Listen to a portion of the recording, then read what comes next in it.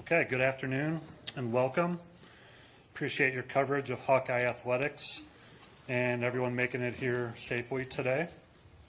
The format will be some opening comments and an introduction from President Wilson. Beth Goetz will then have an opening statement followed by some Q&A. For Beth, when we get to the Q&A portion, please raise your hand. We have two microphone holders, John and Jack. They'll bring you the microphone. We will have a transcript of today's news conference. We'll send that out later this afternoon. At this time, I'd like to welcome to the podium University of Iowa President Barbara Wilson.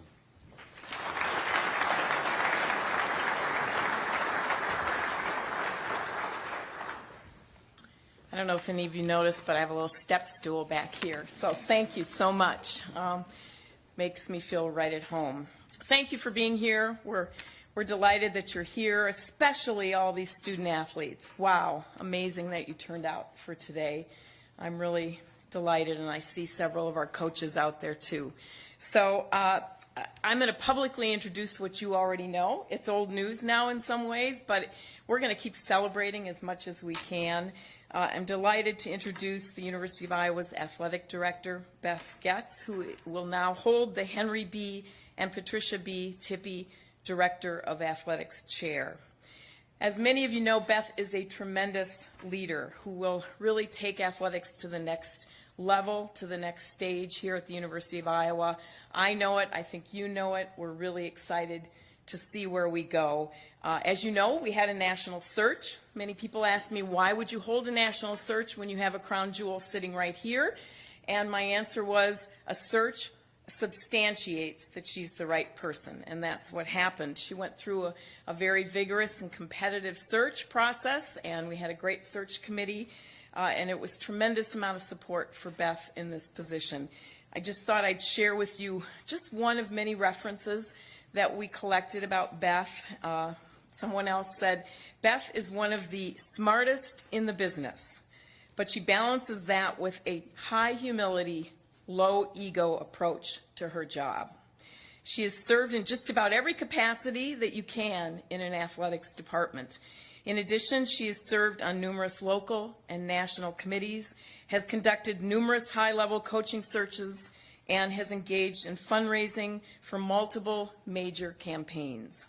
She is pressure tested and has always led with integrity and with vision.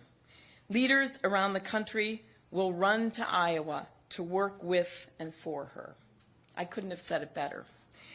As you know, collegiate athletics is at, in some ways, a point of multiple transitions. We're seeing a lot of issues nationally, across the country, across the state, even in Iowa. And we need a leader who's going to take us forward into the next era. And a leader who is super focused on student athletes. And that's what I'm really excited about. And the coaches and the staff here. And the other thing I will say is Beth is also really focused on the academic enterprise. We never want to forget that collegiate athletics is at its best when it's part of the academic institutions that we all work for and live in and support. So it's my delight and honor to welcome Beth Goetz as our new athletic director. Please.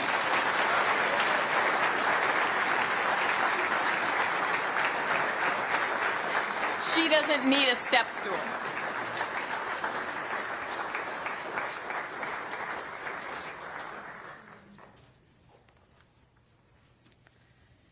Well, thank you, President Wilson, for your kind words and for this incredible opportunity and the confidence that you have in me. In your leadership, I'll have a daily example of what it means to build community, embrace a bold vision, and work with a relentless commitment to success. I look forward to working in partnership with you, the Board of Regents, the Cabinet, and all of our campus leaders to serve and support the mission of this institution. I am just so honored, truly humbled to be the Henry B. Patricia B. Director of Athletics Chair here at the University of Iowa. To the search committee, the chair, Nicole Grosslin, I'm grateful for your efforts and time through this process. While I've been on campus for about 16 months, and recognize there is still much to learn. It took me about 10 minutes to figure out how truly special being a Hawkeye really is. To our student athletes, our alums, coaches, staff, campus partners, and passionate fan base, thank you for opening your arms to me. The great tradition, current success, and future accomplishments belong to each of you, and I will steward that responsibility with an unyielding effort and great pride. University of Iowa is a world-class institution. The Big Ten is the best conference in the country, and we have an amazingly talented team. Before I move on with the rest of my remarks, I'll just ask a little patience as I say a few more thank yous to those who have been so important to me through my journey. I've been blessed with many champions in my life, and with each step, they have been by my side. My family has shared in every win and loss with me as a student athlete, a coach, and administrator through countless games. And yes, I know you all still draw straws about who has to call me after a loss. They think I'm a little competitive and not so fun to be around at that moment. To my mom, my dad, my Aunt Mary, who's always supported my dreams, to the rest of the Goetz girls, Kristen, Sarah, and Katie, my best friends and sisters, your belief in me has never wavered. My brother-in-laws, my nieces and nephews, Olivia, Maddie, Marin, Miles, and Gage, so incredibly proud of you all. I would not be who I am today without your constant love and support.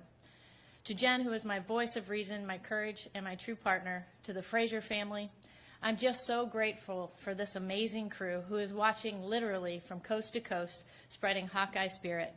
You all make me better each and every day. To my coaches and my teammates, to the athletes I had a privilege to coach, and the many colleagues and mentors who have shaped my path, I am grateful for all that I have learned from you. I'd like to acknowledge Gary Barta for his hard work and stewardship in turning over such a respected athletics program, and for the opportunity to first join this great Hawkeye team. To Ball State President Jeffrey Mertz and UConn AD David Benedict, my gratitude and admiration for you both is limitless. Thank you for your investment in me, your friendship, and for being true examples of leadership. To so many others who have touched my journey, thank you for your words of wisdom, for your candid criticism that challenged me and helped me grow, and for being examples of how to serve student athletes. For decades, the University of Iowa has attracted and developed generational talents, past and future Hall of Fame coaches, trailblazers, and industry leaders like Dr. Christine Grant, athletes who have changed their sport and left their mark on the hearts of our fans. We will work hard to honor all that came before and the next group that is sure to walk through our doors. Our obligation will be to do what is right, to hold tight to our great tradition while not being afraid to embrace a creative and nimble approach that allows the Hawks to be successful in this new age of college athletics. Supporting our athletes to graduation, the responsibility to represent this great institution with integrity, and competing for Big Ten and national championships will remain our priorities. We have the great privilege and opportunity to touch lives and to support young men and women in pursuit of their dreams and to help shape the future leaders of this great community, state, and beyond. To our student athletes, and it's so touching to see so many of you here with us today, know that our team will be your biggest champions. Your well-being will be the guiding force for every decision we make. I look forward to continuing to work closely with such an amazing group of coaches. You can put this group against any other in the country. Lisa Bluter, Kirk Ferentz, Tom Brands, Lisa Salucci, Rick Heller, Sasha, Jeff Garbett. I'm not sure who else is here. We've got a long list. Dave Diani. Just an incredible group of coaches, and their success, their character, the impact that they make on their athletes and the imprint on our institution is second to none. Our dedicated staff will continue to go above and beyond in support of our teams, and we have so many other credible partners across this campus. Couple this with the generosity of our donors, sponsors, and fans, whose financial contributions are critical to our success, and together we will provide you with a first-class experience on and off the fields of play. While pursuit of a University of Iowa degree will always be central to this transformational experience. We recognize the system is changing. We will listen to the voices of our athletes and recognize the value that you bring to our strong Iowa brand. We will prioritize ensuring we are prepared for what is to come tomorrow, use data to drive our decisions, be an engaged partner with our many stakeholders. Let's embrace high expectations, commit to innovation, not be afraid to make a mistake, and enjoy all the special moments and victories that come along the way. Change equals opportunity, and I am confident the Hawks are well positioned to navigate the shifting college athletics landscape. My pledge to all of you here today is to lead the University of Iowa with this foundation. I will serve with integrity, transparency, and a relentless drive for success. The athletic department will partner closely with the campus and faculty, with our community leaders, with Tony Petitti in the Big Ten Conference, and our loyal and passionate fans. We will chase winning. We will be champions in competition and in preparing our young men and women for the next 40 years of their lives.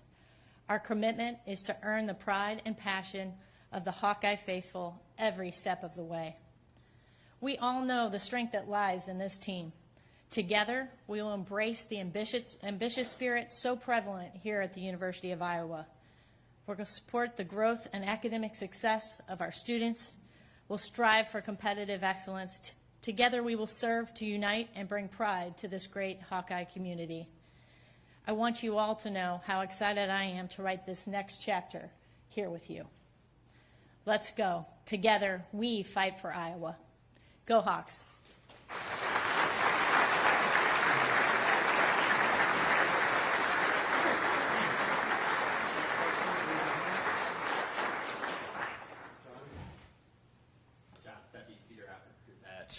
Now you're the only woman to be an AD in the Big Ten. What does that mean to you, and what do you think is the key to really empowering more women to be in a position like this? Yeah, thanks for the question, John. And, you know, I stand on the shoulders of so many, and literally in the place where those that came before me fought to be sure that these opportunities existed. And I'm incredibly proud to be in that seat. We have a second female AD, Jen Cohen, obviously at USC that'll be joining us as well. So, but I understand the responsibility, of course, to have and be the individual that someone might look at and say, hey, I can take that same path one day. So, incredibly honored and grateful for all of those that have championed me through my career and given me this opportunity. Tom Kakert, Hawkeye Report. Beth, just looking around the room, it's filled with female student athletes from every different sport. What does that mean to you as a former student athlete yourself that they're here to support you? Yeah, not to jump ahead in the question, but as soon as you said that, I'm thinking I was you. I know what that experience is like. And believe me, even a few decades later when you're my age, you're going to remember every single moment. And it's certainly not about the wins and losses. It's about the experience that you get to have each and every day, the challenges that are going to make you better, whether you know that right now or not. And it's just such an impactful moment. It was in my life. It is in yours. And you just don't know how this is going to transform the opportunities that you have long after you take off your uniform. So incredibly touching. And to get to see these amazing young women do what they do each and every day, to do it with such character, class, and certainly with such a high competitive spirit is really, really remarkable. Chad Leitz-Deco, Des Moines Register. On October 30th, you had to deliver an important decision, probably your most, I guess, significant public decision, dismissing Brian Ferentz as offensive coordinator. In the 3 months since, how have you seen that decision received by the fans, maybe the administration you work with and for, and also with football, which obviously carries a huge relationship with what you do? I think every decision we make is certainly an impactful one, and some are more visible than others. And anytime you make a decision about someone who has meant so much to this institution and to a program, it's always going to be difficult. But I think at the end of the day, relationships and leadership is about building trust.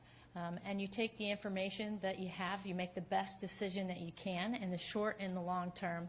You do that with your values in mind, making sure you're taking into consideration all those that are impacted, and you go from there. And I think over time, you continue to develop that trust and that respect, that even in moments where some may agree and some don't, that they understand how you got to those decisions.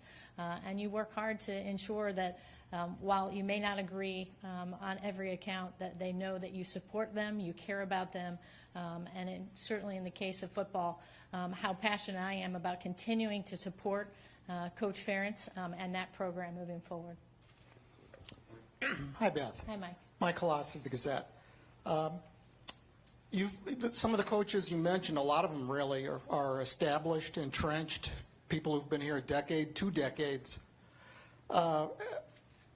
As a new AD, how do you work with them? How do you gain their trust? And how do you move forward with them?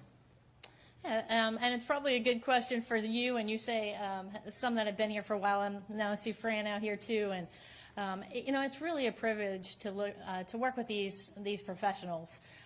They know and love and are passionate about the Hawkeyes, but they also are welcoming with open arms. And so this is really a credit to all of them who allowed me to come in to build relationships with them, to learn about their programs, to partner with them. And again, it's just a little bit about learning how they like to operate, how we can best support that, and making sure that they know we're going to do that together. This is a partnership. Their success is our success, and we're going to work as hard as they are each and every day to help their programs reach their goals. Hi, Scott Docterman with The Athletic. In the ever-changing landscape of college athletics, in which life has changed probably more in the last 5 years than the previous 50 or so, what kind of role do you see the athletics department having with NIL, with the collectives, and is it going to be more of a partnership moving forward, and how are you going to engage those entities that are obviously key stakeholders to your student athletes? Changing college athletics is an understatement. Hopefully nothing's happened in the last 20 minutes that we're not all aware of here.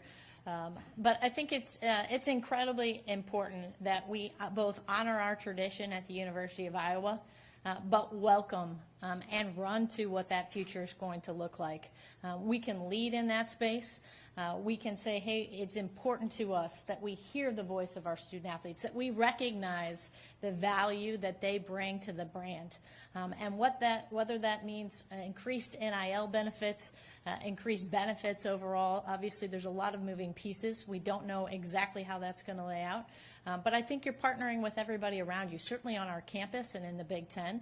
We've got a great relationship with the Swarm Collective and within the parameters of the rules the NCAA has right now. That's how NIL needs to operate.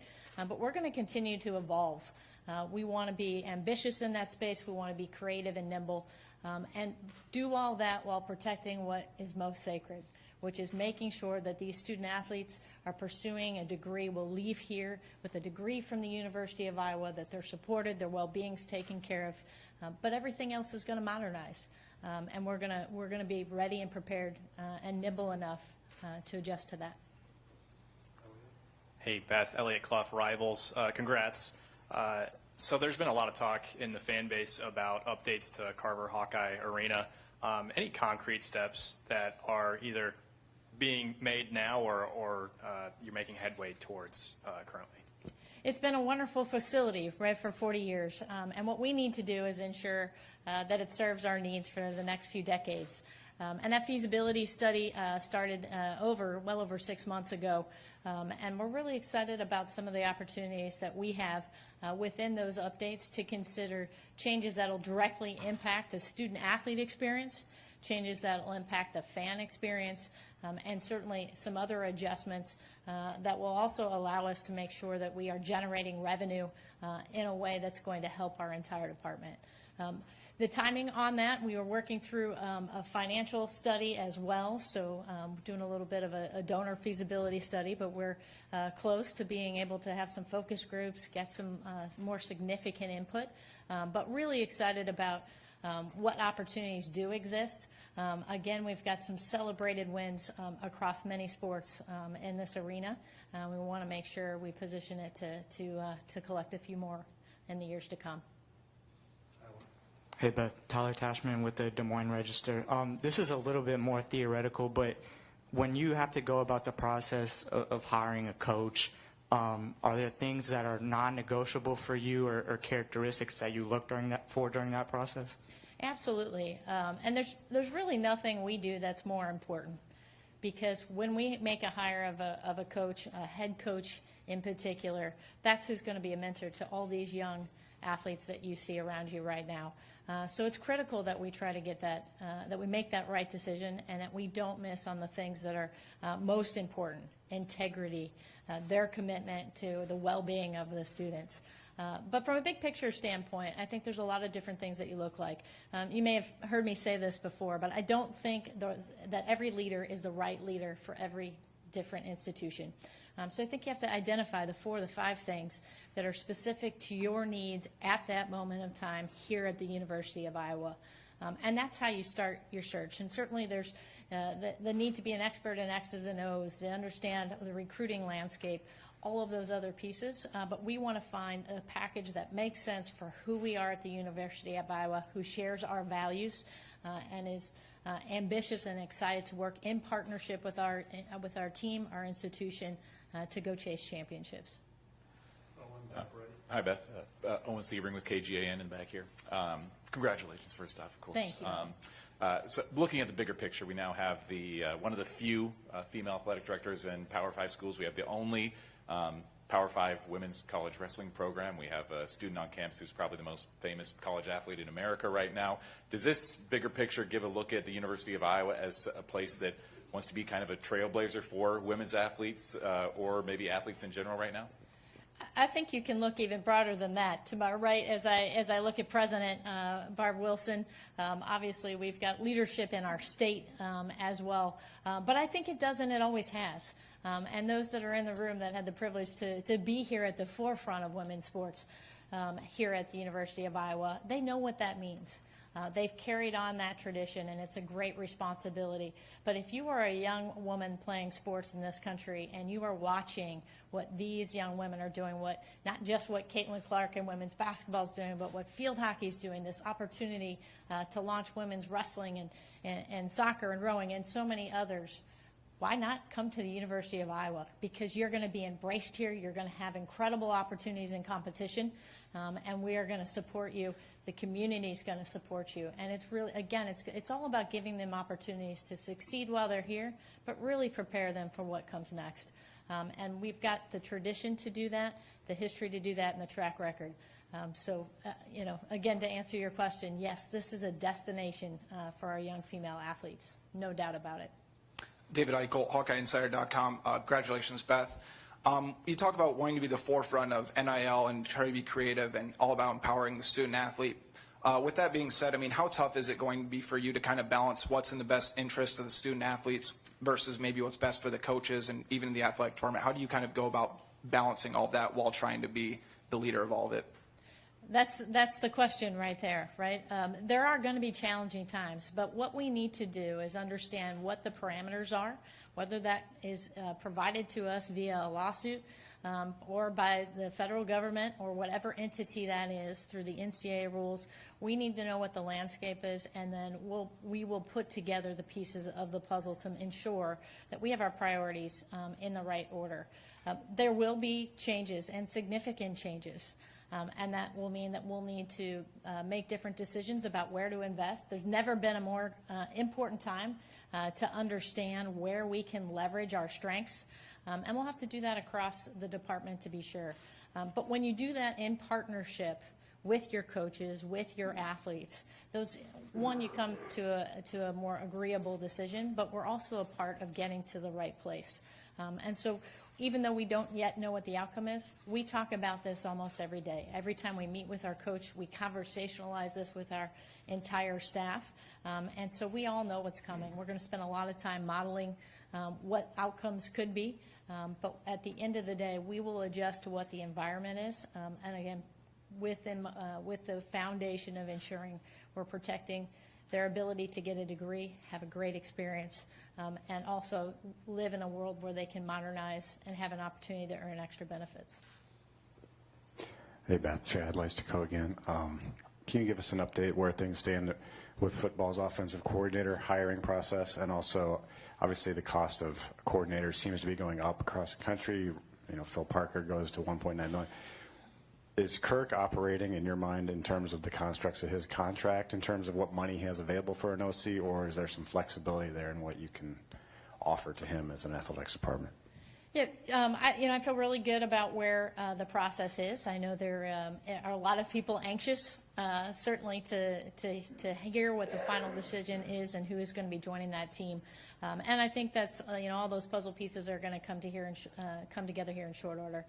So I've worked very closely with Coach. Certainly we have a financial blueprint that we work through, and then from there we're evaluating each and every current staff member and also those that we may be considering for that role. We also have, as you know, have another position open as well. So it's really a big picture. We certainly recognize the escalating salaries across the country, and want to make sure that we're great stewards of our resources, and want to do our best to also support our programs and make sure we can continue to be competitive. Hi, Beth. Scott Docterman again with The Athletic. Wanted to ask you about this on a personal level. I mean, you went from being a college athlete to a Division II coach for 12 years to working your way up. You've had some disappointments where you finished number 2 for a couple of spots, but here you are at a major university, the athletics director position. What does this mean to you from a personal standpoint? I think when you're sitting in their seat, in the seats of these student athletes, and maybe even before they come, before you get to college, you think about what your path might be. And one of the things I'm so grateful to my family for the coaches that I've had, is really believing that life is a journey. I look back and I've really learned more from the disappointments or the mistakes you make on the field, which I made quite a few. Coach Tiani will probably tell you. But those are the things that make you better.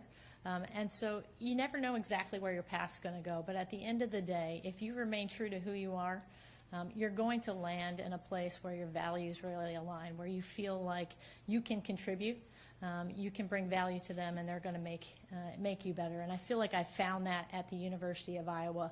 I really enjoyed the community I was in, the people I was working with at Ball State, and yet when this opportunity came available and just admired the culture here for so long from afar, I ran to that opportunity, and to now have the ability and chance to lead this program alongside so many great people is just really special. It's hard to process, candidly, that this is the moment that you've been thinking about and planning for and working towards. But I'm just incredibly humbled and excited about what the future lies ahead. Hey, Beth, Elliot Clough, Rivals. Speaking of the OC position, I know in the fall you had said that you were going to let Kirk do his thing, that you wouldn't be very involved. Has your involvement increased? What does that look like currently? With every coaching hire that we have, our administration is always engaged. And so just as we do on any topic, we've continued to communicate regularly and have conversations about the process and about where it's going. So, again, I feel we heard Kirk lay out his process for making this hire at the end of the bowl game, and he's continued down that path, and certainly have been a partner in communication and understanding how we are going to come to making that final decision. Hi, Beth. Congratulations. Jack Lito with KCRG back here. Beth, hi. I'm curious, what is your relationship with Tony Petitti like? I'm curious where your role is or what your role is in the ever-changing world of the Big Ten expansion, combining with a lot of extra stuff in streaming, television expansion, and that ties in, of course, with the changing landscape of college athletics, which you've been talking about. Yeah. Well, it's been just an incredible pleasure to get to engage with Tony Petitti and get to know him over the last 6 months. And, he's obviously not been in his role long. And the second he arrived, there were a lot of things that were laid on his lap. But we've had a chance to engage quite a bit. He's an incredible communicator. I know he talks with all of us regularly, certainly in person, but he is always reaching out to make sure we are connected on different issues or different topics that are both national or specific to our institution. So I think he is exactly the right leader for the Big Ten. And I'm thrilled we have him during this really dynamic time and look forward to continuing to partner with him as we move forward. In terms of, again, the landscape, the footprint of the Big Ten, we are the best conference in the country. We value the right things. We have this great combination of national brands, commitment to broad-based sports, and we've got the talent across all of our sports teams that makes us the envy of so many. And so we have a chance to work in partnership with my colleagues at our Big Ten institutions, including the 4 new members that officially be entering next year. And I feel really good about our opportunities to chart a path forward that protects this great conference and protects our institutions and positions us well in the future. Now that you don't have the interim tag, is there anything that different that you're able to do or able to focus on, or different goals that you have now that you're kind of here for the long term? Yeah, I don't know about different. I think when I had the opportunity, when President Wilson offered me the opportunity to serve in the interim role, she said, please go do the job. And so we did that and continued to make sure we were making the decisions that we thought were important to move the department forward.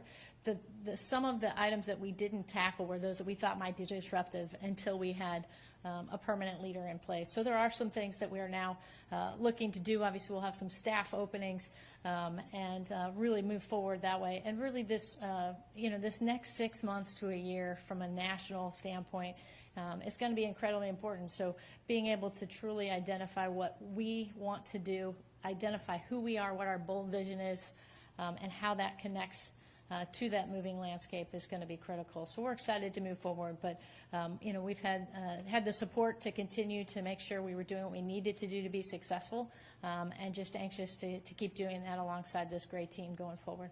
With staff openings, do you mean also deputy AD? I'm assuming you're not going to be in that office?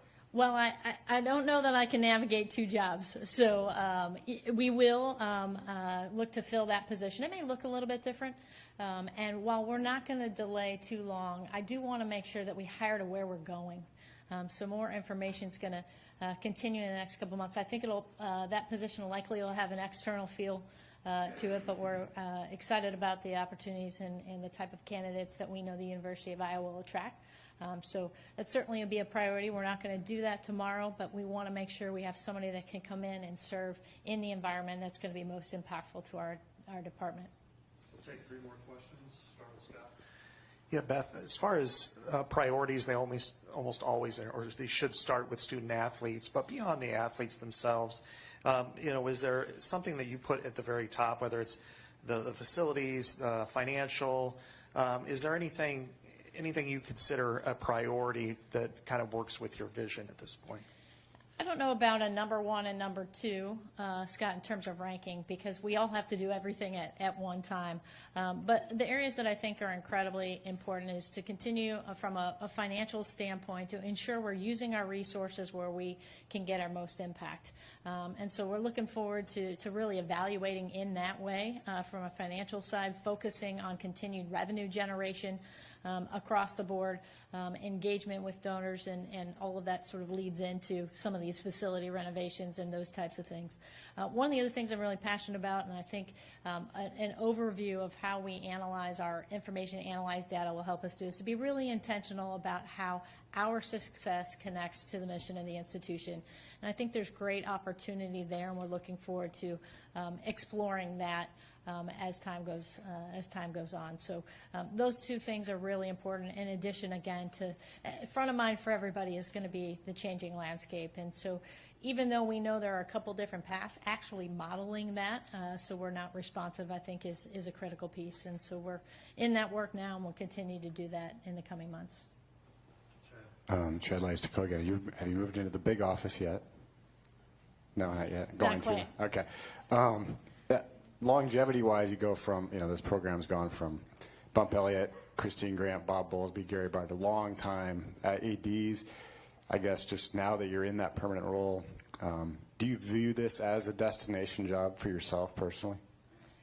Absolutely. Absolutely. The days of people being in positions for 20 years may have passed us by, but there is no place else I would be better suited for and be more passionate about than to continue to lead here at the University of Iowa.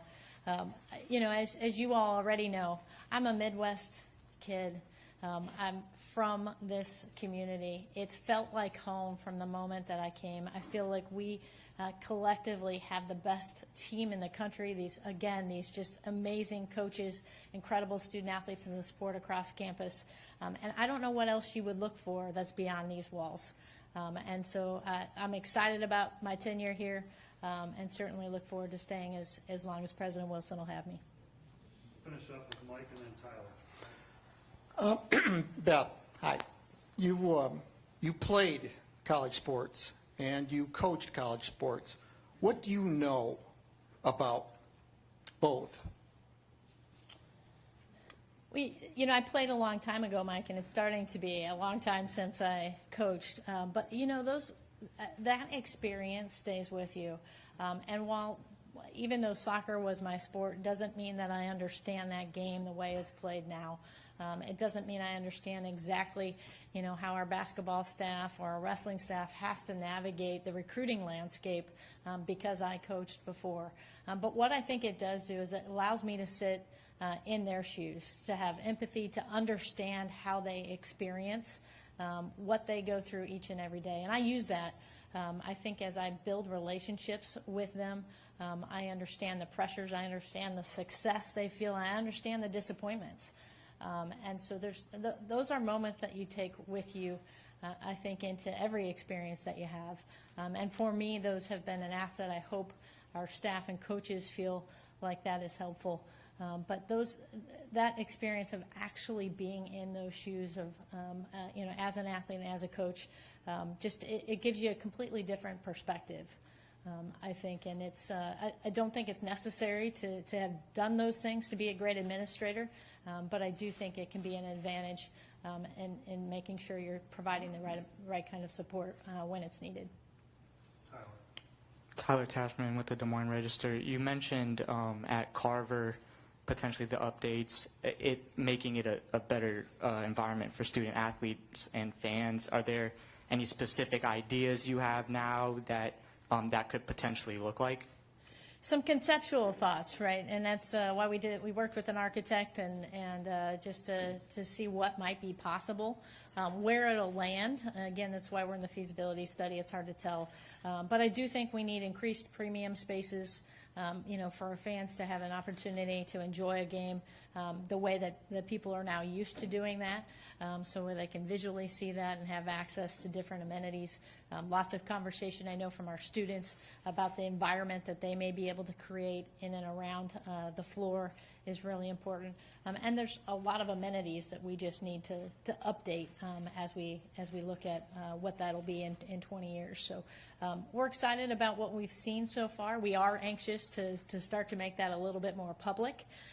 But we don't want to show anybody the car they can't afford. So we want to narrow that down, make sure that what we think is important does resonate, and that we're on the right track with all of those constituencies before we really decide to shop that around. Okay. Thank you, Beth. Thank you, everyone, for coming.